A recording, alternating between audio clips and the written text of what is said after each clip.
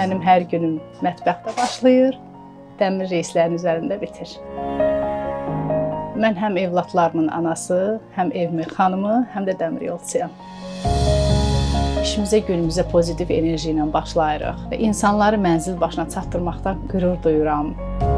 Uşaqlıqdan dəmir yolçu olmaq mənim ən böyük arzum olubdu. Amma ki, bir qədər uşaqların böyüməsini gözlədim ki, öz arzularımın dalınca gedim. İlk addımı atdım təhsil alaraq. Keçid növbətçi kimi işə başladım. Hal-hazırda maşinist köməkçisi kimi çalışıram.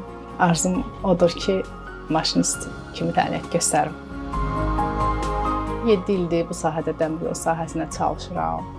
Çox həvəslə çalışıram. Bu sahəni çox sevirəm. Dəmir yolsuz özümü təsəvvür eləmirəm. Bəzən yoruluram, amma anaların yorğunluğu uşaqların üzündə görünən təbəssümə qədərdir. Mən gücümü övladlarımın ana deyişindən və dəmir yolunun, reyslərin səslərindən alıram. Xanımlara onu demək istəyirəm ki, heç vaxt heç nə üçün gec deyil, yaş önəmli deyil, əsas odur ki, arzularının arxası ilə getsinlər. Xanımlarımızı 8 mart münasibəti ilə təbrik edirəm. Zərifliyi gücə çevirənlər, bayramımız mübarək. Mən dəmir yolçuyam.